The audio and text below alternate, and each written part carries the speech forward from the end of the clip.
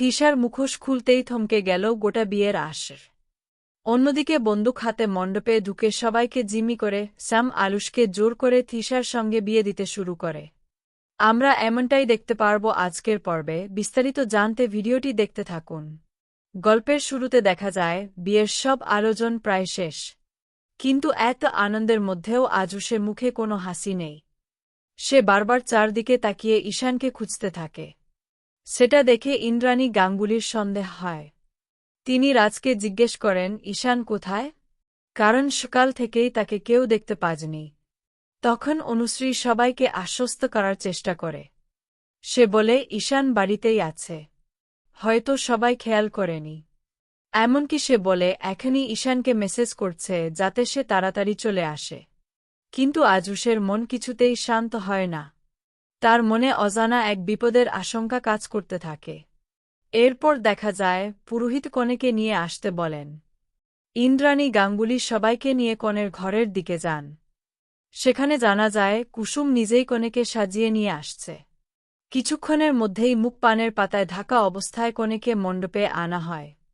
বাইরে থেকে সবকিছু স্বাভাবিক মনে হলেও কুসুমের মুখে স্পষ্ট দুশ্চিন্তার ছাপ দেখা যায়।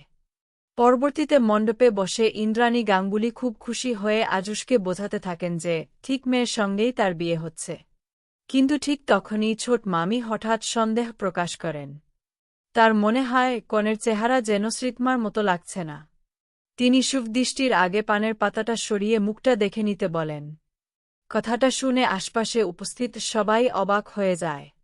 কিন্তু তখনই কুসুম বাধা দিয়ে বলে, শুভদৃষ্টির আগে কনের মুখ দেখা অশুভ। ইন্দ্রাণী গাঙ্গুলিও কুসুমের কথাতেই সায় দেন। আর এদিকে কনের সাজে বসে থাকা তৃষা ভয়ে কাঁপতে থাকে। অন্যদিকে দেখা যায় অন্ধকার ঘরে বন্দী হয়ে আছে ঈশান আর শঙ্কর। দুজনেই বুঝে গেছে সময় খুব কম। শঙ্কর বারবার ঈশানকে পালিয়ে যেতে বলে যাতে সে পুলিশকে খবর দিতে পারে। কিন্তু ঈশান তাকে একা রেখে যেতে চায় না।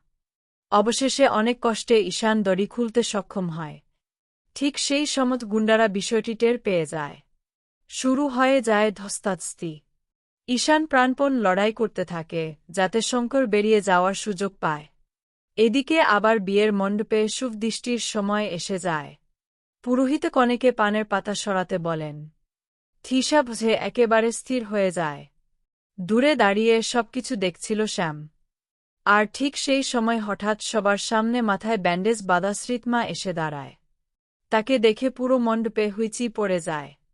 ইন্দ্রাণী গাঙ্গুলি অবাক হয়ে যান। তিনি বলেন, যদি শ্রীতমা এখানে থাকে তাহলে কনের সাজে বসে আছে কে? শ্রীতমা জানায় বিয়েতে আসার পথে কিছু লোক তাকে আক্রমণ করেছিল। এরপর ইন্দ্রাণী গাঙ্গুলি আর এক মুহূর্ত দেরি না করে কনের মুখের পানের পাতা সরিয়ে দেন। আর তাতেই সামনে আসে আসল সত্য। সবাই হতবাক হয়ে দেখে কনের সাজে বসে আছে তৃষা। আজুশ অবিশ্বাসে চিৎকার করে ওঠে। কথাটা শুনে ইন্দ্রাণী গাঙ্গুলি কুসুমকে প্রশ্ন করেন কেন সে তৃষাকে কনে সাজিয়ে নিয়ে এসেছে। তখন কান্নায় ভেঙে পড়ে কুসুম। সে জানায় নিজের ইচ্ছায় নয়, বাবাকে বন্দি করে রাখার ভয়ে দেখিয়ে তাকে এসব করতে বাধ্য করা হয়েছে। ঠিক সেই সময় বন্দুক হাতে মণ্ডপে ঢুকে পড়ে শ্যাম। শ্যাম মণ্ডপে ঢুকতেই মুহূর্তের মধ্যে আনন্দের পরিবেশ আতঙ্কে ভরে যায়।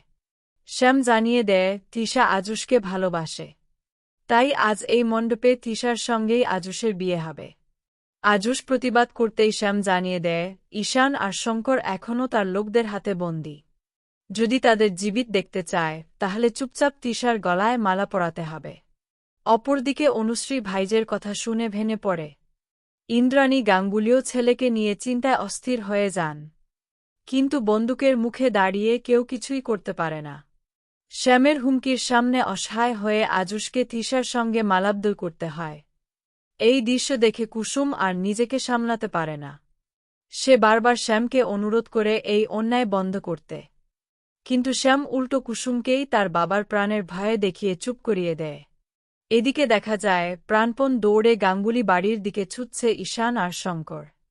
তাদের পেছনে গুন্ডারাও তাড়া করছে। কিন্তু তারা থামে না। কারণ বিয়ে শেষ হওয়ার আগেই সেখানে পৌঁছানো তাদের জন্য সবচেয়ে জরুরি। শেষ পর্যায়ে দেখা যায় শ্যাম এবার আজুশকে তৃষার স্মৃতিতে সিঁদুর পরাতে বলে। ইন্দ্রাণী গাঙ্গুলি আর চুপ থাকতে পারেন না। শ্যাম বন্দুক তাক করে সবাইকে গুলি করার হুমকি দেয়। কিন্তু ঠিক তখনই ইন্দ্রাণী গাঙ্গুলি কুসুমকে ইশারা করেন। কুসুম সঙ্গে সঙ্গে একটি চাবুক এনে দেয়। তারপর আর এক মুহূর্ত দেরি না করে ইন্দ্রাণী গাঙ্গুলি নিজেই শ্যামকে চাবুক দিয়ে শাস্তি দিতে শুরু করেন। সেই সুযোগে আজুশও শ্যামকে ধরে ফেলে। ঠিক সেই সময় মণ্ডপে ঢুকে পড়ে ঈশান আর শঙ্কর। তাদের জীবিত দেখে সবাই যেন নতুন করে প্রাণ ফিরে পায়। শঙ্কর জানিয়ে দেয়, শ্যাম তাদের ওপর অনেক অত্যাচার করেছে। তখন কুসুম জানায়, পুলিশকে খবর দেওয়া হয়েছে। কিছুক্ষণের মধ্যেই পুলিশ এসে শ্যাম আর তিশাকে গ্রেফতার করে নিয়ে যায়। আর এত বড় বিপদের পর গাঙ্গুলি পরিবারের সবাই স্বস্তির নিঃশ্বাস ফেললেও এই ঘটনার পর তাদের জীবনে আর কি নতুন ঝড় অপেক্ষা করছে সেটাই এখন দেখার। আজকের পর্ব আপনাদের কেমন লাগলো কমেন্ট করে জানিয়ে দিন। আপডেট পেতে চ্যানেলটি সাবস্ক্রাইব ও বেল আইকনে ক্লিক করে রাখুন।